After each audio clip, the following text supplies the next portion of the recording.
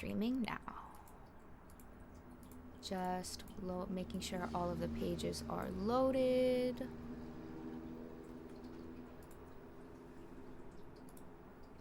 Keep people a couple seconds to join.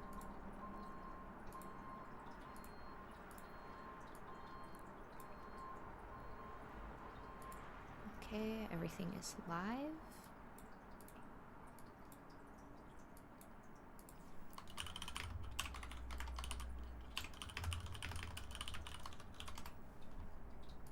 Okay, changing to Celine's screen in 5 seconds.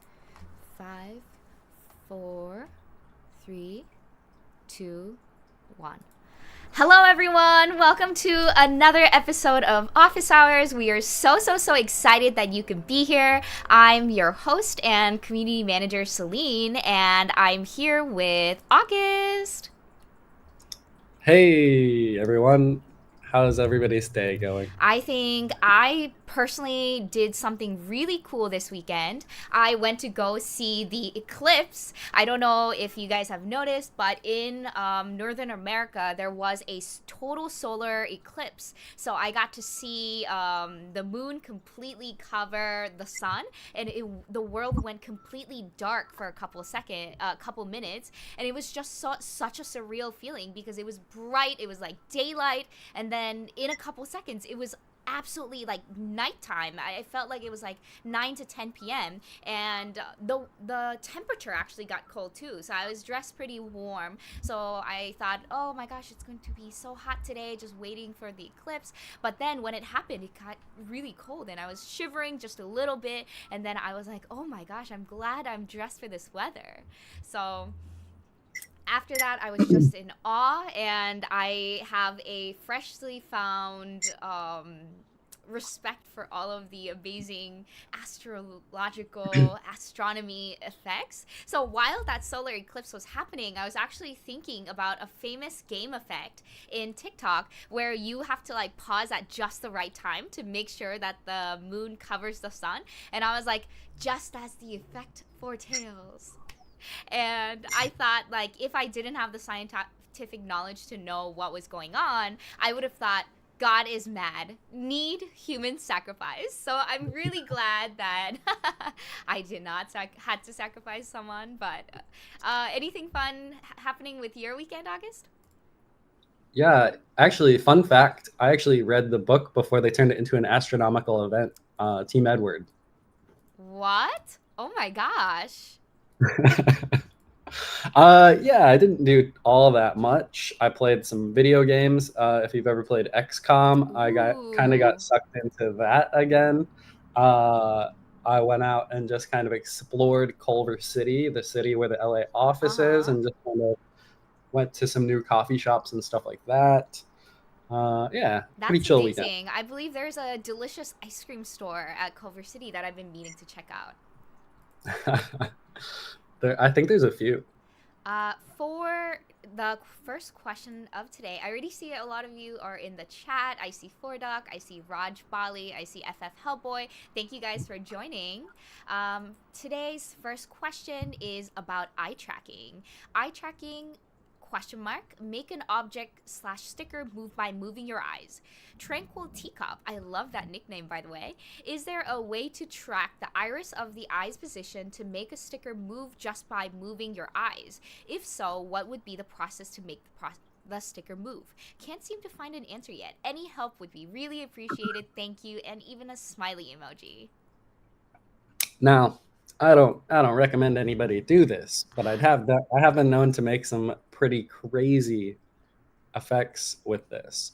I don't even know if I have it on my machine, but maybe I we can. believe you did an effect called laser eyes. Yeah, we can. We can open that up, and then I can show a simplified version of how to do that. Perfect. Um, let's see. Let's see if I can find it. That's an old project. Uh, I'll pull this. Oops.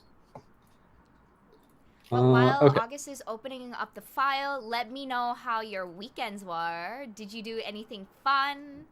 And today's Wednesday. I love meeting with you guys on Wednesday because I feel like it's hump day. It's middle of the week and it's a nice refresh getting to talk to you guys. Hi, Monster YT. Hi, Blender Y Unity. Hola, nice seeing you again.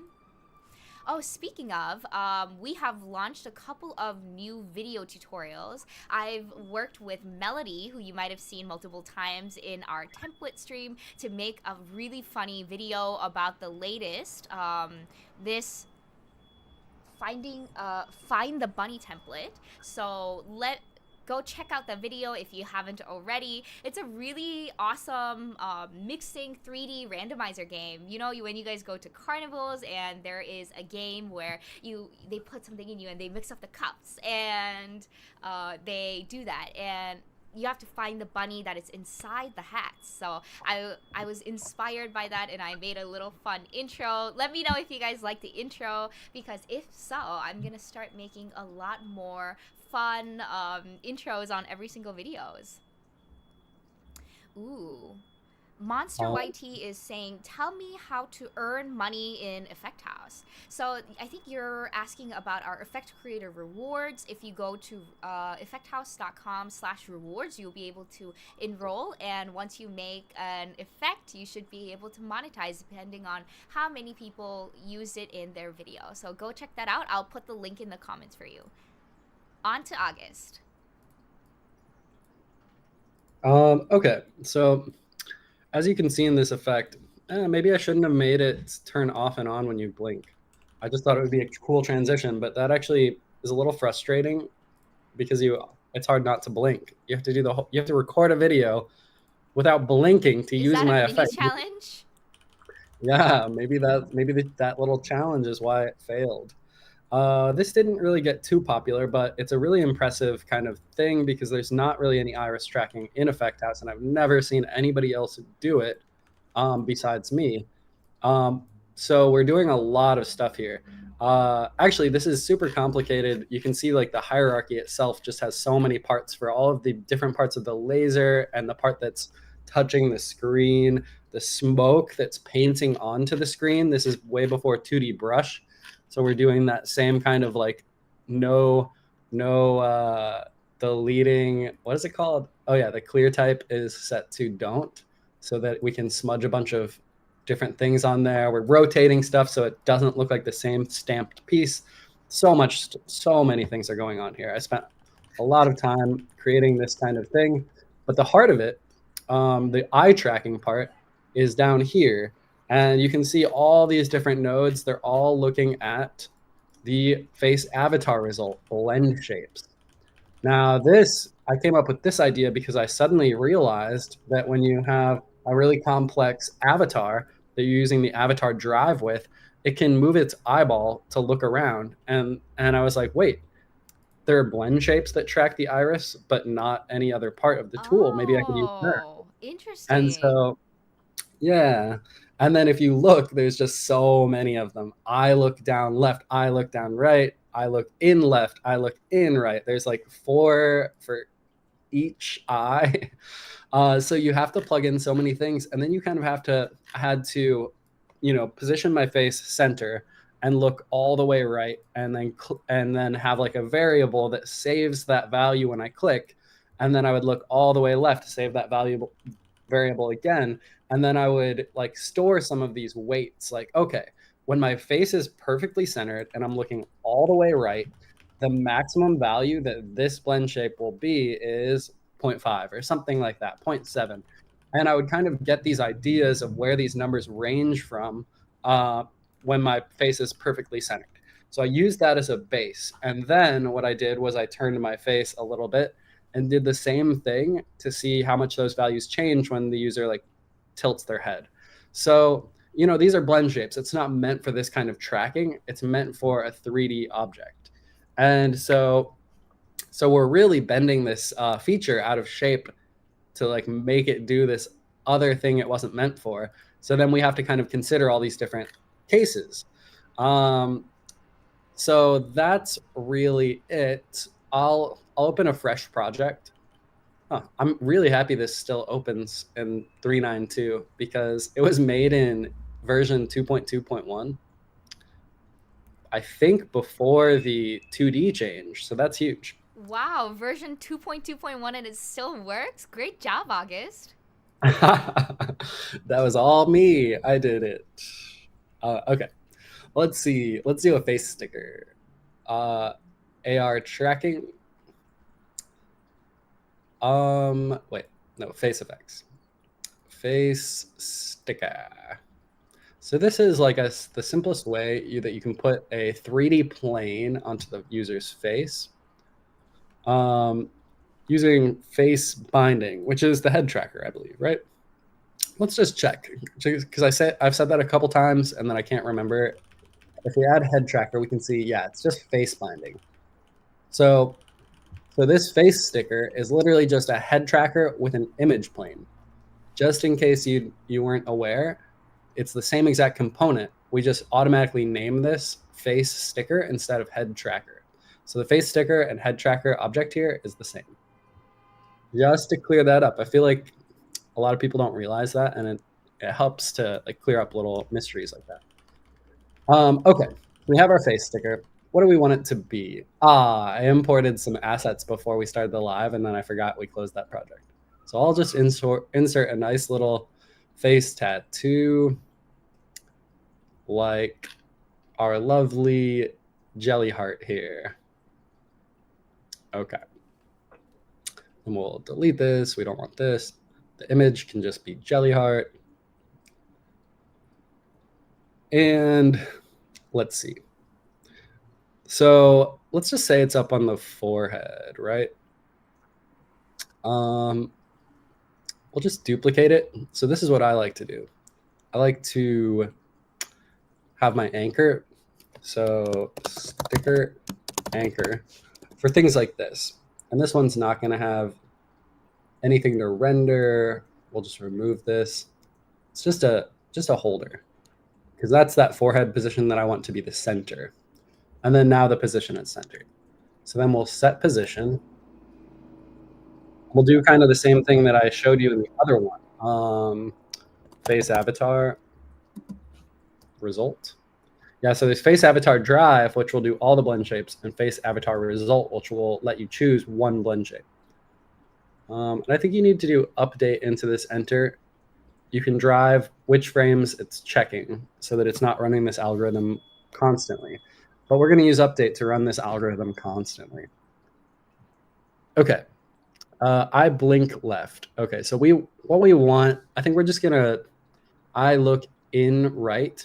So this is when the right eye looks inward. So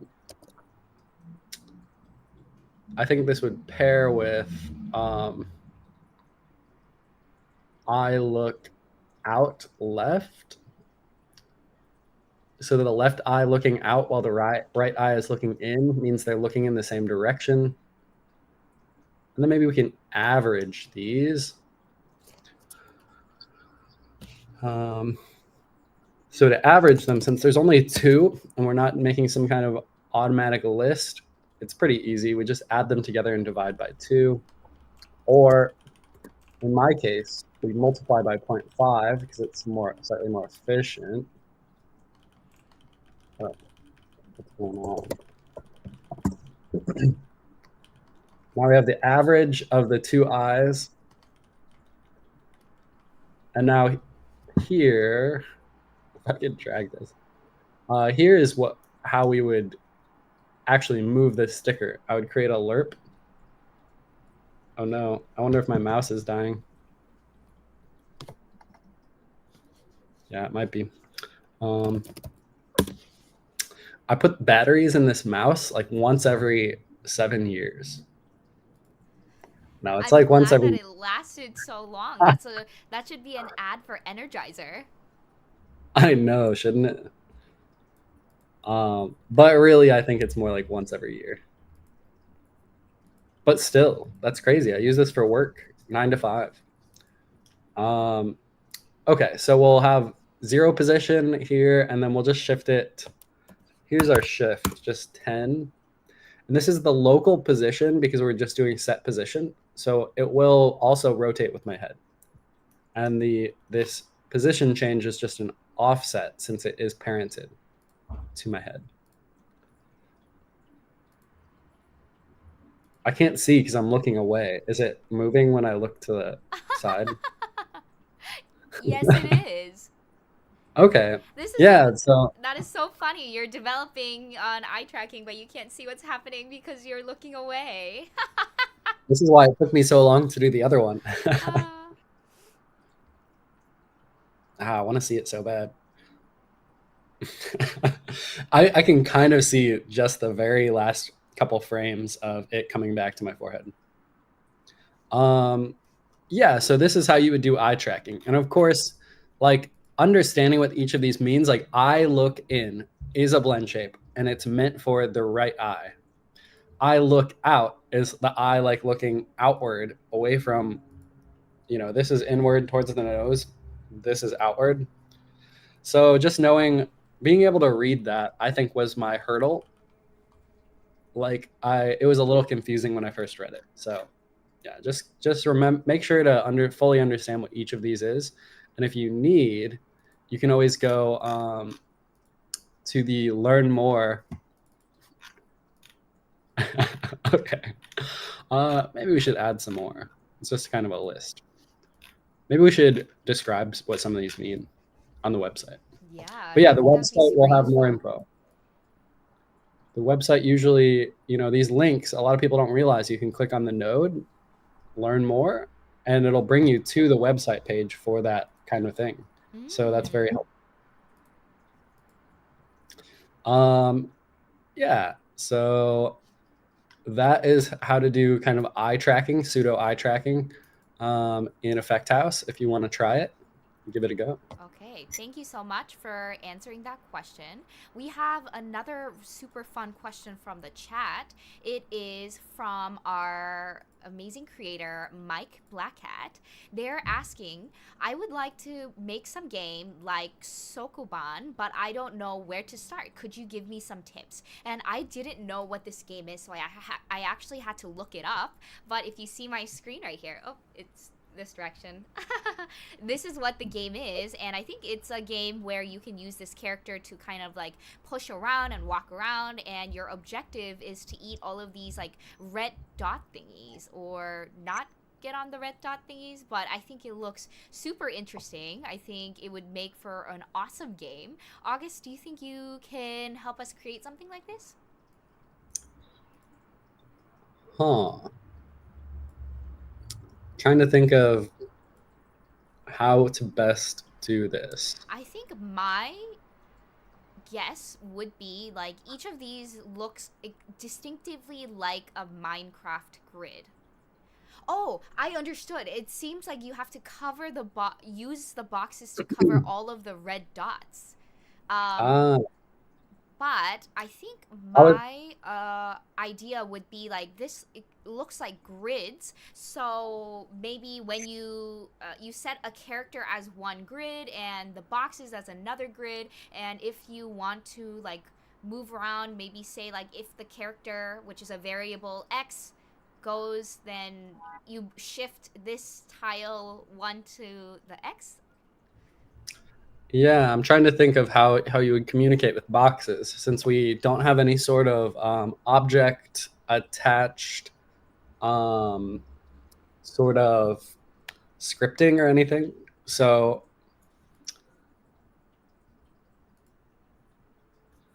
um, hmm.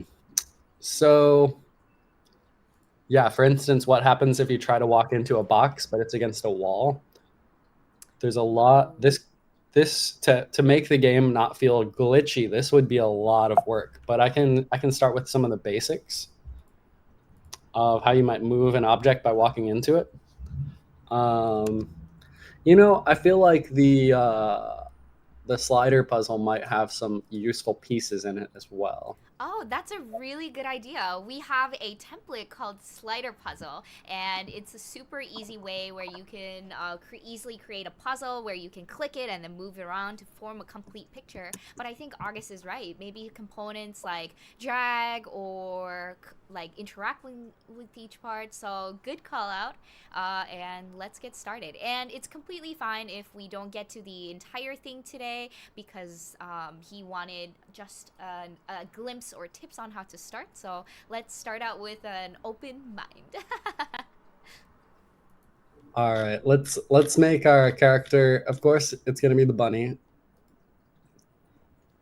Of I don't think course, there's any it's other iconic. character. I mean, until we get Archie in here, I don't think we're That's gonna see actually any such a other good main call out. character. We don't have Archie in there, and we should get him there. I wonder. Yeah, I actually don't know. Maybe we're afraid of people making too many Archie effects. Ooh. I really don't know why, but I wouldn't doubt it. Okay, so what we want is this bunny to be on a grid. I think it would be helpful if we could see the grid. So, uh, oh man, I wish I had my grid subgraph.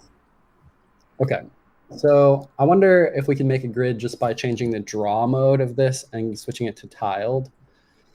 Um, the tiled, I'm never 100% sure how to best use it, but let's see.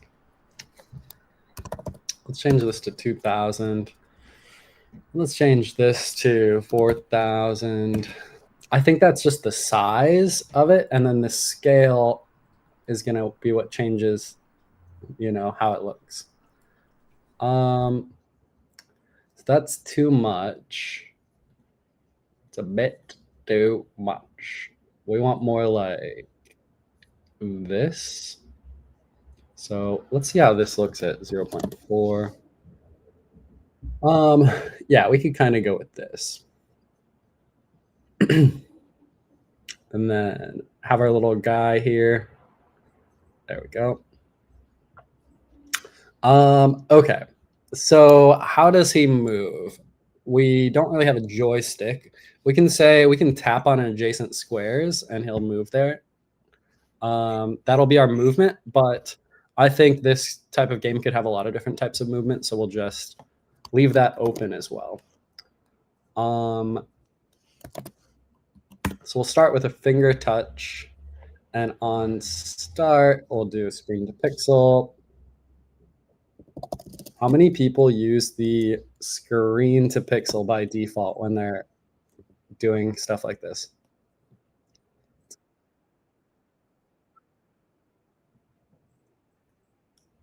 Yeah, it converts your finger touch to a pixel location that you can use in a position. So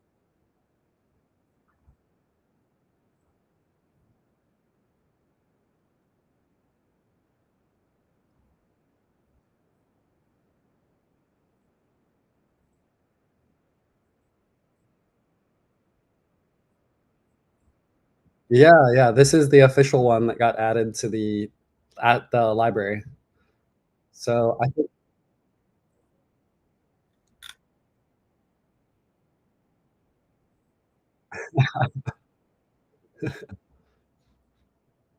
hmm. Oh, there we go. Okay. I'm gonna move hearts instead of move boxes. Oh, it added a camera. That's interesting. All right. Okay. Okay. I think my mouse is just dying. I'll switch to the trackpad. Okay. So we're gonna just look at this little bunny and see 118 by 118. We'll just roughly make it the same size so it kind of matches. Okay. And then we'll move this onto its tile. Yeah, we're faking a lot of things since we don't already have like a pre-made tile-based game. But that's fine. Okay, so well, you could you could use what is it? Rect. overlap. Rect overlap is maybe a good way to check if they are overlapping, or you could test if they're close enough by distance. There's a couple different ways for a 2D game, and it depends how precise, how much collision you need. But you could say if, well, okay, so your game is going to have a for loop, and that's probably the hard part. So I'm not going to leave you hanging with that. I'll give you that as well. The for loop. Okay, so let's see. Let's move the bunny first, and then we'll add this collision part. So on start, want to do a transit by time or just instant snap? Let's do an instant snap. I don't think it matters. The other game that you showed was the character was instantly moving into place. It wasn't like a transition, so we'll move him there, and we might update this logic in a minute if we want to do walls. But now anywhere that you click, the bunny will go. So this kind of simulates that movement, right? Especially if you're trying to push boxes. Maybe you are okay with your game letting the player teleport around, because the whole point is to push the boxes, not to move through the place. So maybe this is a realistic game. Okay, so it moves, and then we'll do an if, and then we'll change this into a for loop in a sec. If the distance between bunny, that position, bunny, and we'll just say first heart, that position, first heart, if that is less than.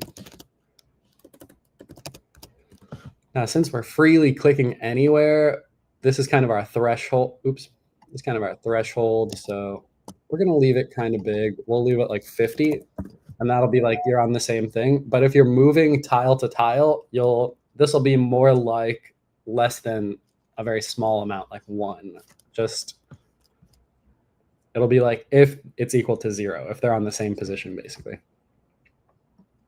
Okay, so we're basically saying if they're on the same position, then we want to move this heart. We want to push it, right? So we have to know what direction the bunny was going. So what do? We create a variable, last position. And this is just set variable. And it'll be a vector 2. And last position, we'll do a get also, so we have a reference to it over here, and then we'll just close this up so we don't have to do that. And then, yeah, before placing the bunny, we want to set the position to where the bunny already was. And we want to just keep track. Where was it right before we set it? And then this will give us a lot more info to work with for pushing the blocks, because now we can get its direction. So last position, and then we have our current position for the bunny. And so let's not do this rect overlap. I don't think, right? We're just going to go with distance. Okay. So then we'll do a little subtract. The current position minus the last position will give us a vector. It's going to basically give us this arrow pointing from where it was to where it is. It's going to be an arrow. What you want to do is normalize that. That will mean that this arrow is of length 1. So it will always be 1 unit.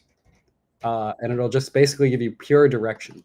And then what you want to do, since you have the pure direction of unit 1, you want to multiply it by how many units you want it to move in that direction. So, yeah.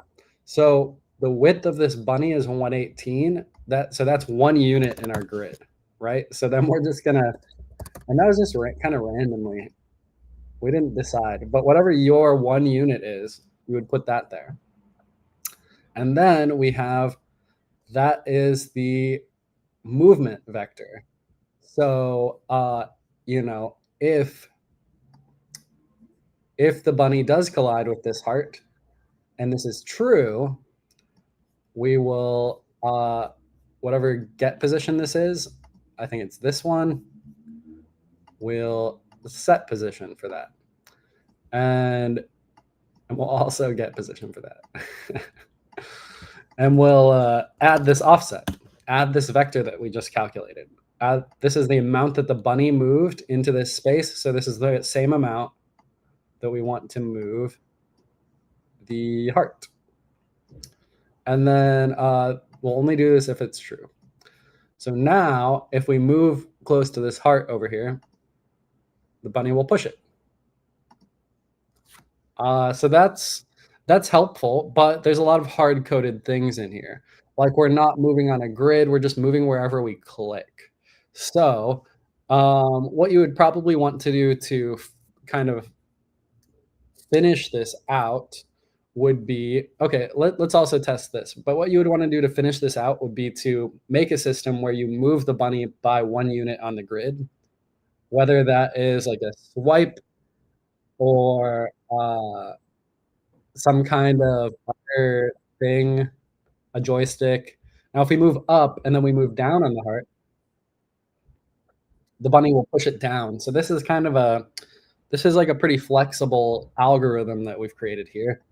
Okay, so let's do the last part, which is, if you see, this heart is not reacting because we only have hard coded this one. So let's see. We'll do an array. So I'll just create a scene object. Oh, that's so weird. It created the scene object up there because it's 3D. Yeah, we don't need the general camera at all. So we're going to go down to 2D. We're going to do 2D scene object. And this is going to be heart holder. That's what they used to call me back in when I was a lover, not a fighter. I don't know, guys. Sorry. This is the first thing I do in my day before I even wake up. Um, no. You have to bust out the accent. Hello, governor. Yeah. Fun fact: I was a governor back when I was in Animal Crossing. Okay. So we got the 2 in here. So now we can do a loop. And let me pull out some of my subgraphs. I have a few for loop subgraphs that I really like. We'll do iterate over components of children. It's a long name, but it's great.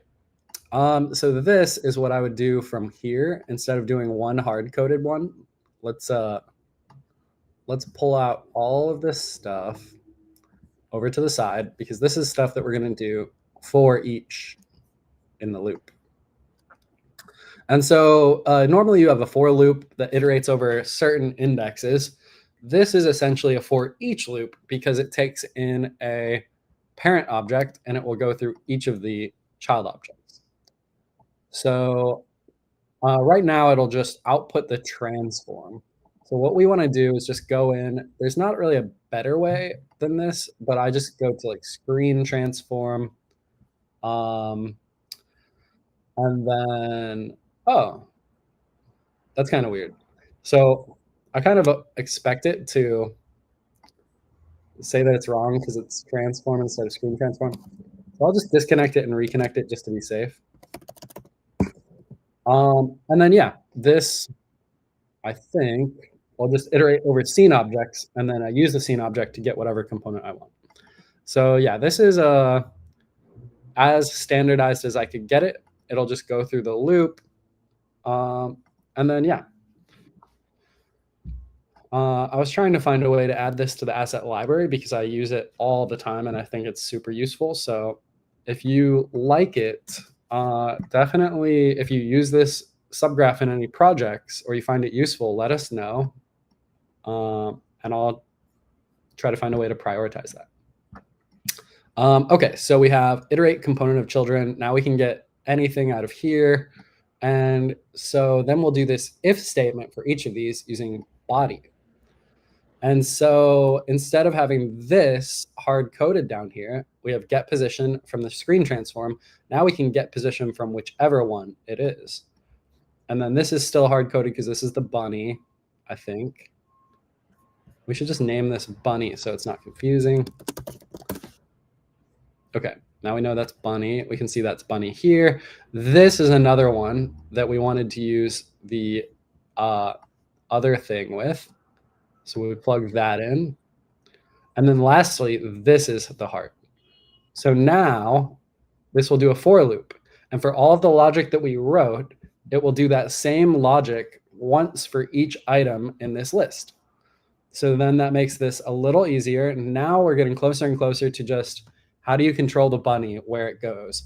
That logic still probably should be better than click on the screen, but this will work. For instance, if you click on the screen here and then you go up here, it's going to move it diagonally. And diagonal distances, like to move it into a diagonal unit, is not going to be the same distance. It's not going to be 1 unit. It's going to be 1.4 units because, a squared plus b squared equals c squared kind of thing. So you'll have to do more math or tell it like you can't push diagonally. And that's where some other logic is going to come into play where you're like, okay, before we move the bunny and before we check the heart, let's see if the heart even can move, or will it hit a wall? Will it be blocked by something else? You kind of have to do a lot of these checks. So that will get more complicated. But this, I think, is essentially the logic that you need. I would go into here and I would specify this as a variable, unit size. And then I would just make it a vec2, just in case you have something that's not square units, but you probably will. And then I would just use this unit size anytime you need that unit size. Like, yeah. So yeah, I think this is the hard part of the project you're looking at. And yeah, we could dive into the other parts, but I don't know how valuable those other parts would be. I think just creating this for loop where it's checking the hearts and then moving each of them when it's too close to the bunny in the direction that the bunny moved, that is the meat of this game. Okay. And I think that is super useful. Growing up, I used to play this game called Crazy Arcade, and it was this same concept. But if you each of the hearts that were moving in this case were water balloons, and they would crash, they would like explode after a certain amount of time in like a cross position. I think it was like 2 or 3 blocks like each way, and if you were in that range, you would be caught in like a water balloon, and another person would have to come and pop you out, or if you are inside of the water bubble for too long, you would die. So I think there's also so many ways that you can use like this base template. You can use it to create the Sokoban, but you can also make the water balloon version, or it could be a flower explosion. And I think this is a really awesome, useful template. So great job, August, for whipping this on the spot. And thank yeah, you, thanks. Mike Blackhat, for asking the question. We have a small follow up question to this. Pablo is saying, speaking about arrays, is there a good way to get rigid body components from each object in array by loop? So with this subgraph that I created, where you can kind of change what it is, iterating over screen transforms, as this example.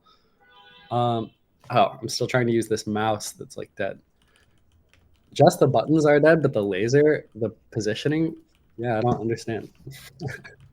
Okay, so here is where you would change it. So these are the only available components that you can loop over by having a set of scene objects. If you want, well, yeah, so there's not really a way to get rigid bodies. And one thing I want to point out, one thing I want to reiterate, because I feel like it comes up sometimes and I know it can cause some confusion. Rigid body. So when you get rigid body, this object here, get component cube rigid body, this will give you the rigid body, and I clicked it from the component directly. Now if you had something like what is it, force controller or something, so you could plug this directly into this rigid body slot, right? And that will work. You can use this node like normal, but if you click on this rigid body section and you selected this cube, you would not, this would sometimes not work. So just be aware, anytime that you have a rigid body as the input or something, anything that says JS script component as the component type, just make sure that you plug the getter directly into it. Yeah, just a PSA. As like a currently, it's a known issue that they're working on. And then, yeah, so unfortunately, there's not like a systematic way to get rigid bodies. So if you have an effect that you're working on, like a game where you need to iterate, loop over a set of rigid bodies, what you'll need to do is basically, let's see, can you make a array with rigid bodies? Um, I guess you can't. What about select? No. Um, so unfortunately, I think what I would do is I would have like a set of my main functional piece multiplied for the time being while this stuff gets worked out, this isn't a forever solution, but this way you could plug in your rigid body into each section. So that being said, I would probably hook up like a subgraph that's very generalized and then that's doing a bunch of work. Oops, not comment around. Create subgraph. So I would have a subgraph and then I would plug this into here so I could easily duplicate all of my logic for each object that has a rigid body where I need to access that rigid body.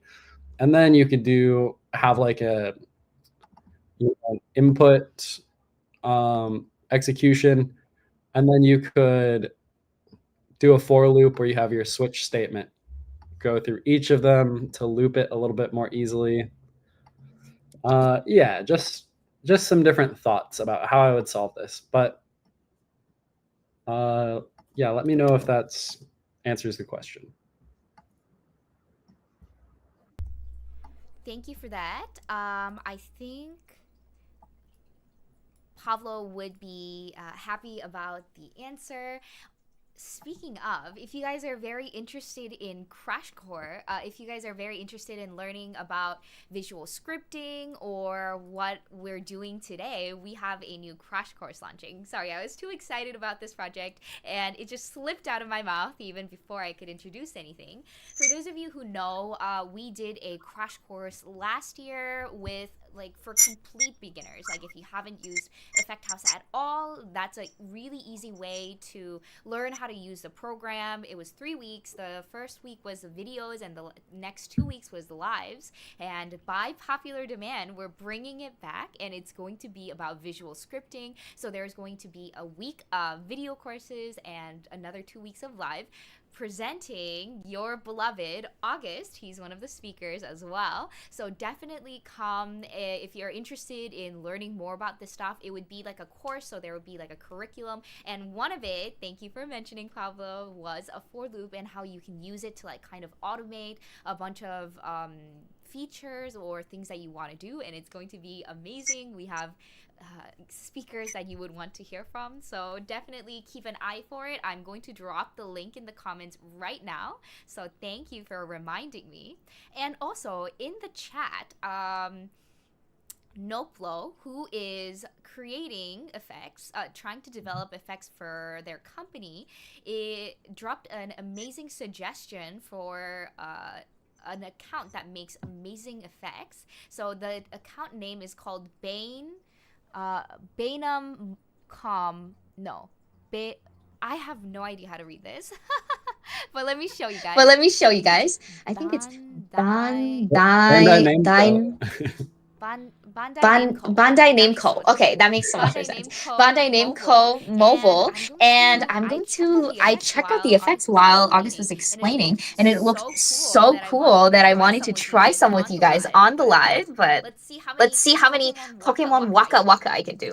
So I have to open my mouth to control the Pac-Man and do a charge chomp to eat the ghost and complete for the best time. So let's get this started. Okay, converting it to 60 minutes, 60 seconds.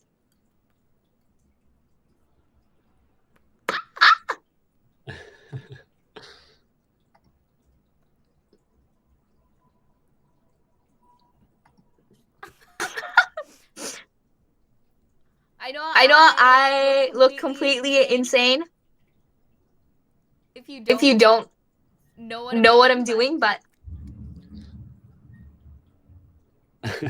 This is pretty good, honestly. I wonder who made this.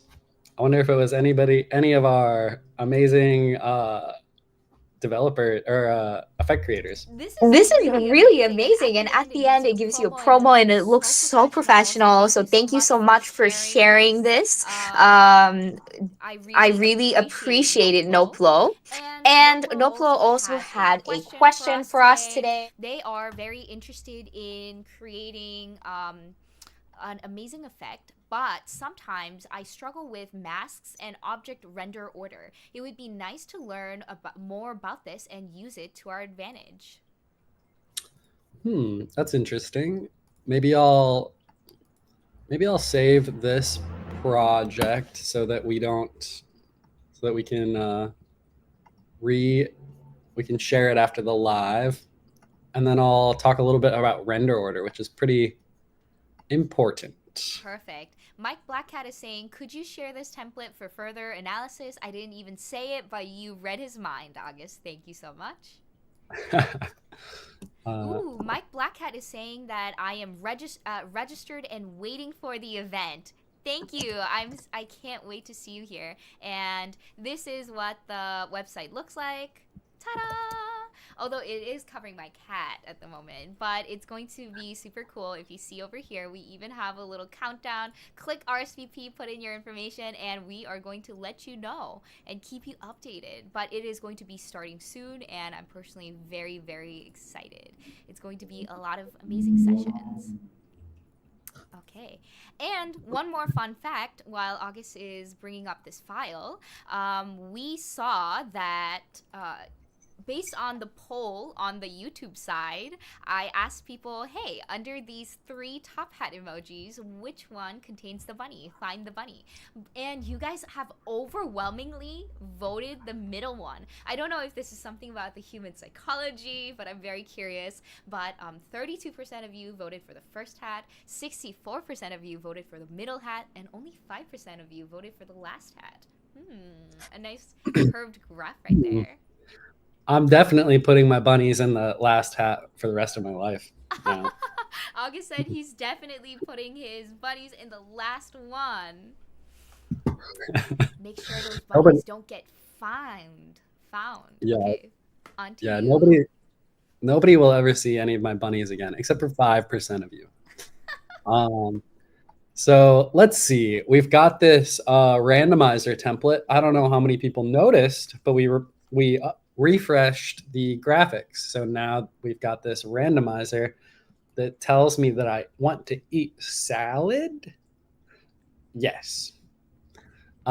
So I just wanted to use this template as like a starter while we pile on some stuff and take a look at render order.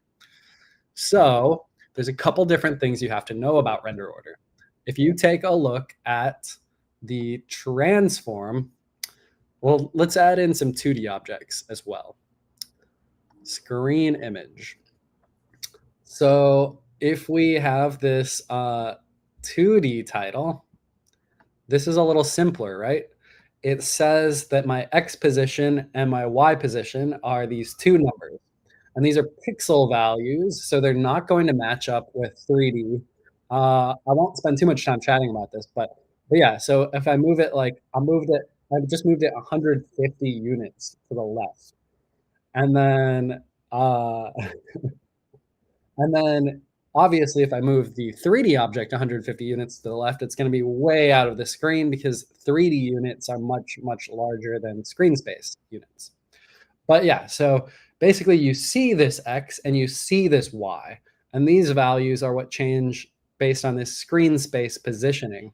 But did you know that even for 2D objects, there's a hidden Z value? You can't access it with the screen transform, but you can access it with a regular transform. So what happens in most 2D engines, like game engines or really anything, Photoshop even, you'll have this kind of idea that this object here and this object here are basically they have the same position on the X and Y, but one of these has a Z position that's slightly closer to the camera. And so realistically, all 2D is 3D. That's not the big important thing, but that's just something to realize. 2D, 3D, they're all in the same world, right? And so our 2D rendering things like this image, it's doing the same thing as a mesh renderer. So all of these things are just being rendered to the final screen result. And we're just using these different components like image and mesh renderer and all of these other things to kind of find a different way to render things in different orientations and different positions. So we have to find a way to decide which one renders on top of what. In Effect House, so here's the part where I'm answering the question finally. In Effect House, we have these render nodes. And you might know these parts, but I'm going to go deeper and deeper into this real quick. These render nodes, like for instance, in a lot of templates, we use an empty one just to put tips, but this is a render node. And so each of these separates what will be rendered. In the first one, obviously nothing's being rendered. In the second one, we have this camera. It's the only camera, but if we had a second camera, we would have two cameras in this render node. And because it's towards the top, this one is always going to be rendered before this one. And it doesn't matter if it's 2D, 3D, we'll basically layer it like that so that it'll finish all of its rendering, and then that will be like a solidified finished layer. So let's see. I want to paint a picture of some of these concepts if I can. So maybe let's add some 3D objects. And you can see we removed the lights from this project. So let's add an environment light back in at least. So this image and the cube are both 3D objects. Even though this pizza thing looks like a 2D object, since we're using a head tracker and basically an image plane. So this 3D image we have, this is basically just an image component that renders on a plane. So you can think of this as rendering as the same thing as creating a 3D plane and then rendering your image by using a material. I don't think you can select the texture here. if you try to use it with a mesh renderer. But yeah, if you created a material with a texture, that would be the same thing. So yeah, these 3D images give you all this extra control that makes it a lot easier to display just an image without having to create like an unlit material with a texture. This just kind of makes the process much smoother. But you'll notice when I select the cube and I move it up,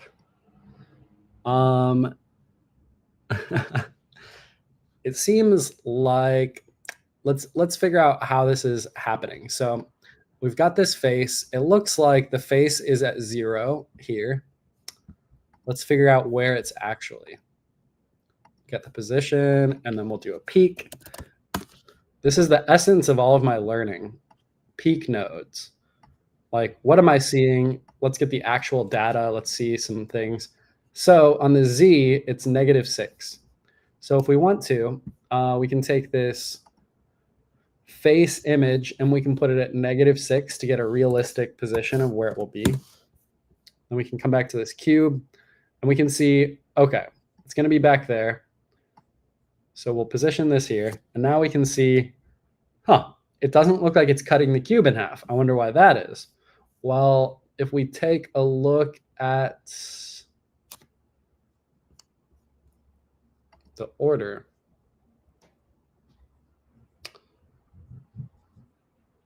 wait a second. Where's the render order? Well, basically the render order will be top to bottom. Maybe I'm thinking of something else. I thought the render order was editable. Maybe that's removed now. Okay. Well, for 3D things, I'm in 392. So it's going to be top to bottom render order for the default. Yeah. And then for 3D, I think the material will matter a lot. So if we create a standard PBR, which is basically what people use if they want lighting to affect an object, that's like the default. We could go into the render state, which is at the bottom. And these are kind of the advanced settings for a material. That's kind of why they're hidden, because they're a little more complex and you really should understand each of them before you mess with them, or understand that you're messing with something that could change how this object looks. So depth test and depth right and the depth function are all part of this render order as well. So if you have a cube, another cube, let's just rotate this one to give it a little difference. Now notice there's not one cube just rendering over another. There's definitely one that's rendered first and then one that's rendered second. And it's a little hard to tell which is which because they seem to nicely kind of clip through each other how you would expect two 3D objects to do. And if we would go in, okay, we want to change this to standard PBR so that these are both using our our material. And then if we go into our material, yeah, so it's still doing the same thing. It looks a little less soft shading for whatever reason. We could change the settings to make them closer to default. But let's just go back down to this render state and see what happens when we uncheck depth test. Now, when we uncheck depth test, then when it's writing each pixel, it's not checking if there's been anything else written there that should be closer to the camera. So each one is just drawing, and it'll write its depth in case there's any other objects with a different material that does care. But they kind of just like blast out their pixels. So the render order is all that matters. They won't do any sort of depth kind of checking before they do their thing. But yeah, if you do have another material, you could use this depth right without a depth test to just always render the whole object and not get blocked by anything, and then have like a separate render node that does something and actually will maybe render behind it or in front of it, depending on the depth test. So like just understanding the depth test is checking if anything on that particular pixel has been already rendered that should be rendering in front of it, it won't render. And that's where you get like these parts. So this back cube, this one that my mouse is on right now, that is the one that renders first. And then the diagonal one renders second. So when it doesn't check, it would know that should render in front of it, but it's just not checking. And then the depth right is kind of the same thing. It's kind of the opposite problem where it is checking. It's trying to, when it renders this second one, this diagonal one, it's checking if anything is rendered there. But because we have depth right turned off, the first cube didn't kind of write its position in 3D space to let you know, oh no, I'm getting the color wheel. But it's not available. That information is just not available there. So you have to have both of these on for it to be, each object to be writing where they are in 3D space for each pixel, and then other objects to read them and know whether they should render their pixels or not. So it's kind of similar to, I guess it's kind of similar to transparency and how that works. And then the depth function, I pretty much never mess with this, but this is basically kind of the function that decides like, hey, is this pixel closer to the camera or farther away? And you can mess with all these different settings, but I just always stick with less. And then if you ever want transparency, notice this disabled blend mode won't have transparency. So just switch to normal and you'll be able to use transparency. Just another tip. And then, yeah, the render order besides the depth. So the depth is going to be one thing. And then also the order that each of these are rendered is top to bottom. So, and then besides that, you have your camera render order. So say that you want, for some reason, I think the render nodes are great. I think if you want to do things in order, a lot of times you'll just have like multiple render nodes. But if for some reason you have like a list of items and you don't want to have 2 copies of that same list, you can have 2 cameras and you could use different layers. And so this camera would be layer 2. This camera would be layer 1. And then you could further control the render order, because this camera could be render order 1. It would be the first one to render. And then this camera could be render order 2. I notice a lot of times people will actually do like 10 and 20. And from what I've noticed, I don't think that really makes a difference. I think 1 and 2 works the same as 10 and 20. But yeah, just some of the internal things in the system will auto-generate the 10 and 20. So sometimes I'll go with that just because. And then maybe we would say that both of these face images are on layer 1. And then the cubes are on layer 2. And then this would, then you got to make sure the environment light is also on layer 2.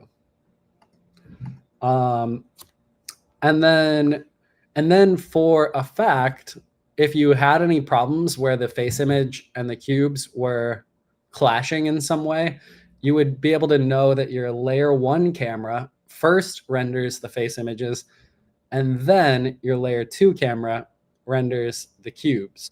And there wouldn't, as far as I know, because, well, let's do a test. Let's do a test. This is what I always love to say. Just test it if you're not sure. So let's say this cube is on layer 1 and the other cube is on layer 2. And we'll make this light go on both so that it looks correct. And then we'll turn off this face image. And so now we just have 1 camera for each cube.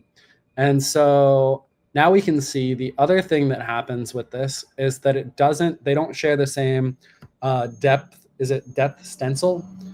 The depth testing no longer works because one camera is using one depth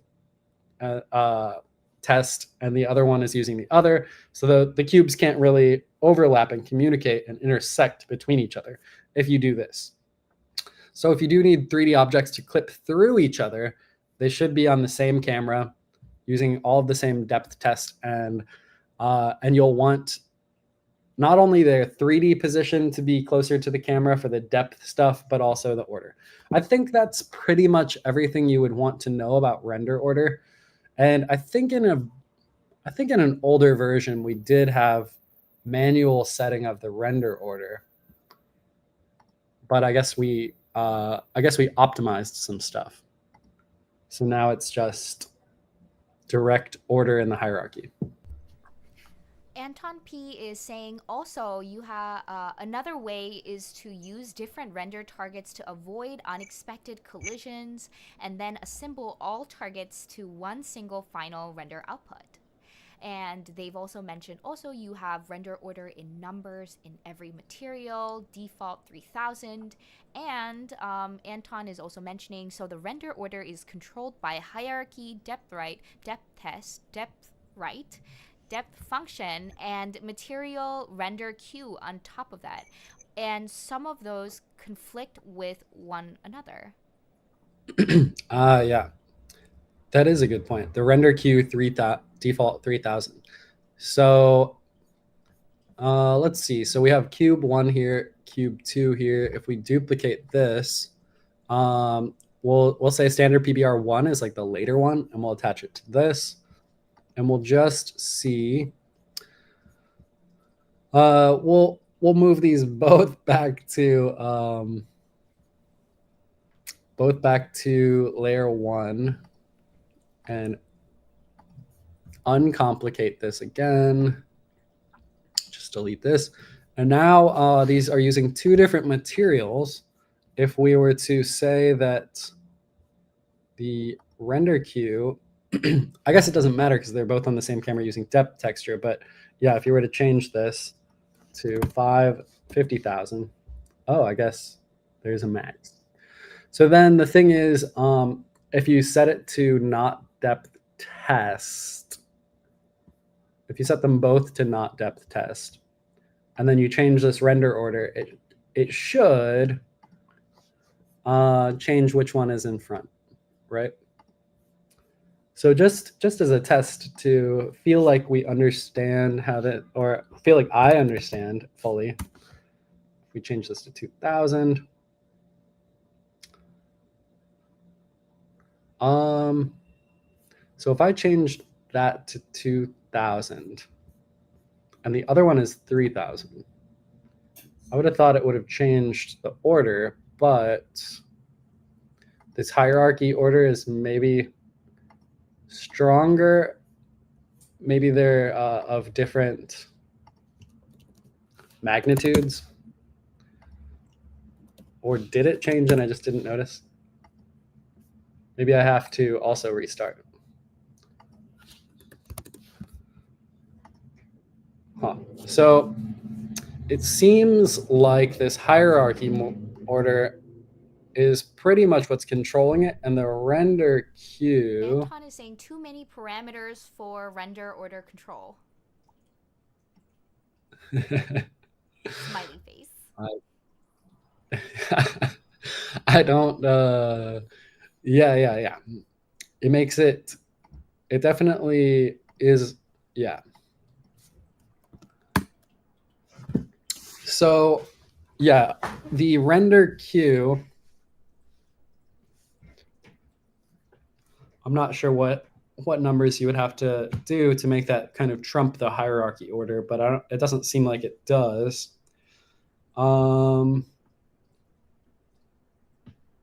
Yeah, that's interesting. But yeah, thanks for pointing these things out. I think that adds even a little more complexity to this kind of demo. And I think we have a pretty full picture of how you would pretty much always use the hierarchy. And if you're doing very complex things, then you might dive a little deeper into some of this stuff.